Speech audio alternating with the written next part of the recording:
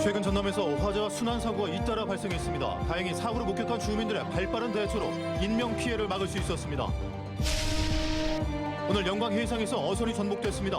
선원 5명은 구조됐지만 선장은 숨진 채 발견됐습니다. 2023년은 코로나19가 3년여 만에 종료된 뜻깊은 해였습니다. 하지만 조류 인플루엔자 확산과 일본 후쿠시마 오염수 방류로 지역민들은 불안한 한 해를 보내야 했습니다. 신안군이 하나의 섬에 하나의 정원을 가꾸는 시책을 추진하고 있습니다. 신안군은 주민들의 직접 키운 나무를 사들여 비용을 절감하고 주민들은 안정적 소득을 얻고 있습니다. 시청자 여러분 안녕하십니까? 목포 MBC 뉴스데스크입니다. 연말을 맞아 오늘은 따뜻한 소식부터 전해드리겠습니다. 재난사고를 목격했을 때 신고도 중요하지만 119가 도착하기 전까지 초기 대응도 매우 중요합니다. 최근 화재나 순환사고가 잇따라 발생했는데 이웃 주민들의 용기 있는 대처로 소중한 생명을 구할 수 있었습니다. 안준호 기자입니다. SUV 차량이 갑자기 앞으로 돌진하더니 바다로 추락합니다. 물살에 밀린 차량은 계속 떠내려갑니다. 사고를 목격한 남성 2명이 곧바로 달려왔고 밧줄로 차량이 가라앉지 않게 묶었습니다. 그리고 5분여 만에 차 안에 있던 70대 남성을 무사히 구조했습니다. 차량 방지턱에는 차량이 바다에 빠지면서 생긴 타이어 자국이 남아 있습니다. 운전자를 구한 사람들은 인근 마을 주민들이었습니다. 그날이 바람이 좀 심하게 불었거든요. 바람 때문에 차가 많이 밀려가더라고요. 그래서 빨리 고정을 해야겠다 해서 밧줄로 묶었죠. 지난 19일 신안군 도초면의 한 주택에서 불이 났습니다. 섬 지역 특성상 119가 오기까지는 다소 시간이 걸릴 수밖에 없는 상황. 의용 소방대원으로 활동하고 있는 마을 주민이 화재를 목격하고 초기 진화에 나서 70대 부부를 무사히 구조했습니다. 일단 그 가스가 어디가 있는지를 먼저 확인을 했어요. 그렇게 하고 이제 우측으로 가서 확대 연소 안 되게 우측에 창고가 붙어 있거든요. 그쪽 쪽을 집중적으로 해가지고. 영암의 한 음식점 주방에서도 불이 났었는데 인근 상인이 119가 도착하기 전 소화기로 화재를 진화해 불길이 확산되는 것을 막았습니다. 화재 현장뿐만 아니라 각종 순환 사고에서 시민과 목격자들의 초기 대응은 귀중한 생명을 구할 수 있습니다.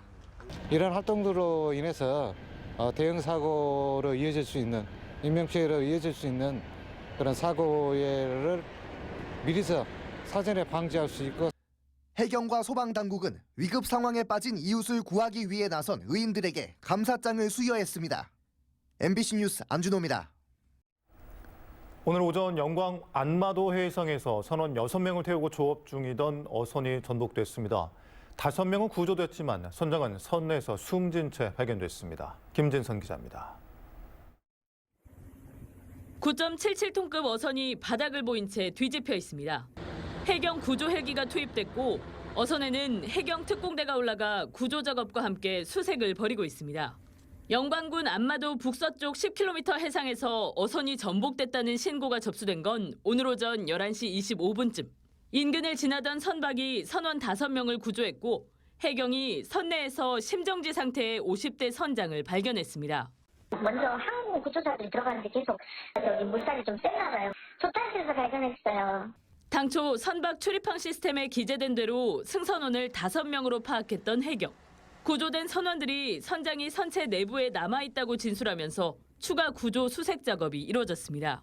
5명으로 신고했는데 6명이 특별적으로 나갔던 거예요. 인원 파악에 엄청 혼선이 있잖아요. 해경은 정확한 사고 원인을 파악하는 한편 실제 승선원 정보가 다르게 기재된 경위 등 위법 사항 여부도 조사할 방침입니다. MBC 뉴스 김진선입니다.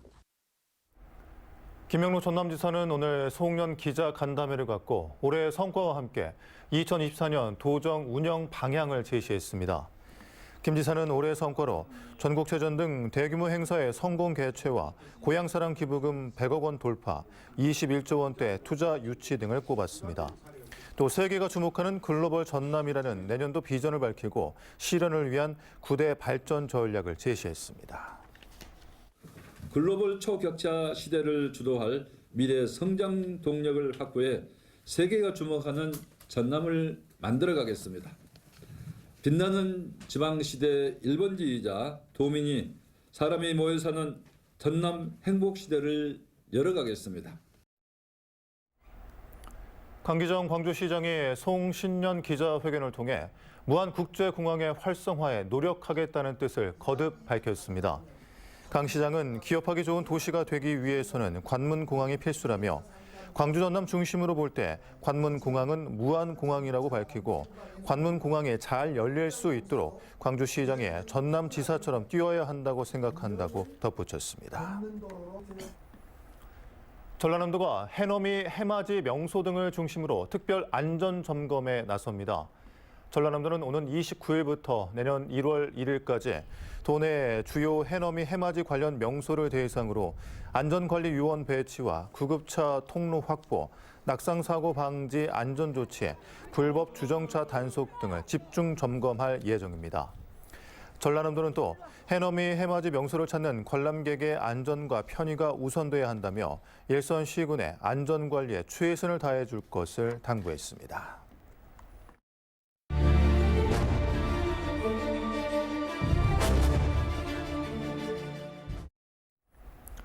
2023년도 이제 며칠 남지 않았죠. 목포 MBC는 올 한 해 우리 지역에 어떤 이슈들이 있었는지 되돌아보는 뉴스를 준비했습니다. 2023년은 코로나19가 3년여 만에 종료된 뜻깊은 해였습니다.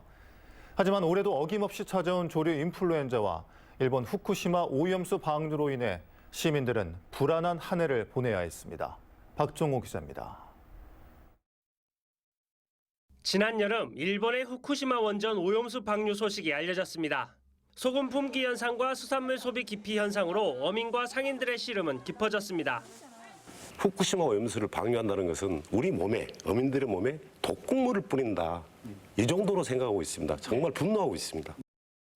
결국 8월 24일 오후 1시 일본 오염수 방류가 시작됐고 걱정은 더욱 커졌습니다. 그거 흘러나가면 뭐요? 30년이 흘러. 그리고 인자 난 애기들이 30살이 먹어보잖아. 그럼 우리 시대는 이제 얼마 안 남았으니까 괜찮은데 이제 이 다음 세대가 어려우면. 이후 전남 11개 해역에서 방사능 검사가 진행되고 있고 수산물 양식장과 공판장 등에서도 수산물 방사능 검사를 하는 등 안전성 확보에 나서고 있습니다. 하지만 수산물 소비를 꺼리는 분위기가 계속되면서 전통시장에서는 수산물 소비 촉진을 위해 다양한 행사가 진행되고 있습니다. 올해도 겨울이 되자 어김없이 조류 인플루엔자가 발생하면서 축산 농민들의 걱정이 큽니다. 지난 4일 고흥을 시작으로 전남 곳곳에서 확산세를 보이고 있고 지금까지 처분된 오리만 11만여 마리에 달합니다. 외부 차량이라든가 그런 거 신경을 많이 쓰죠. 축사 안에 들어가는 그런 거는 신발부터 시작해서 의복 그런 게 다 분리해서 입어야 해요. 다음 달까지 겨울철새 157만여 마리가 전남을 찾을 것으로 예상되면서 축산 농가의 긴장감은 더욱 커지고 있습니다. 다행인 점도 있었습니다. 3년여 동안 계속됐던 코로나19가 지난 5월 사실상 종료됐습니다. 8월 31일 기준 전남 누적 확진자는 114만 2천여 명. 전남도민 10명 가운데 6명이 코로나19에 감염됐던 겁니다. 지역마다 설치됐던 선별 진료소도 영암과 한평 등에서 운영을 종료하는 등 서서히 사라져가고 있습니다. 코로나19로부터 벗어나긴 했지만 2023년은 후쿠시마 원전 오염수 방류와 조류 인플루엔자 확산으로 유난히 걱정이 많았던 한 해였습니다. MBC 뉴스 박종호입니다. 섬으로 이루어진 신안군이 하나의 섬에 하나의 정원을 가꾸는 시책을 추진하고 있습니다.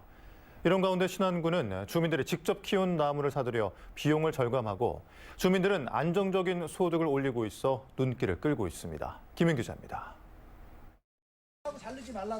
정원수 양묘 현장 연시회장에 발디딜 틈이 없이 많은 사람들이 모였습니다.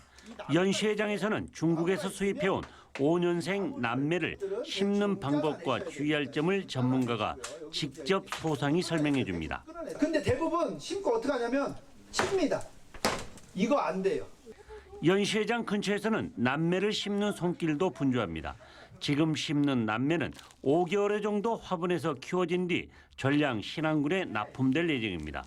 주민들은 화분 하나에 15,000원가량의 비용을 들이고 신안군에 25,000원가량에 납품할 예정. 주민들은 묘목을 키워서 안정적인 판로를 갖고 신안군은 초달 가격보다 4배가량 저렴하게 묘목을 구입할 수 있어 서로에게 보탬이 되고 있습니다. 또 우리가 직접적인 돈을 투자해서 또 그 돈 투자만큼의 소득이 향상이 되기 때문에 직접으로 믿고 안정적으로 우리가 재배할 수 있다고 생각합니다. 이 같은 선순환 구조가 가능했던 것은 신안군이 정원수 사회적 협동조합 설립 등에 적극 나선 행정 덕분입니다. 지난 6월 주민 350여 명이 참여해 설립된 정원수 사회적 협동조합은 주민들이 묘목을 생산 관리하고 신안군은 여기서 생산된 묘목을 구입하는 등 안정적인 판로를 마련해 주고 있습니다. 주민들 소득을 안정적으로 확보할 수 있고 공사비를 절약할 수 있고 세 번째는 우리 지역에서 키운 나무를 우리 지역에 심음으로써 빨리 정착할 수 있는 그러니까 일석 한 3조 정도의 효과성이 있는 것이 신안군은 올해 이 사업을 통해 참여 주민들이 60억 원가량의 소득을 올린 데 이어 내년에는 400여 명의 주민들이 230억 원의 소득을 올릴 것으로 예상하고 있습니다. MBC 뉴스 김윤희입니다. 다음은 희망 2024 나눔 캠페인에 함께해 주신 분들입니다.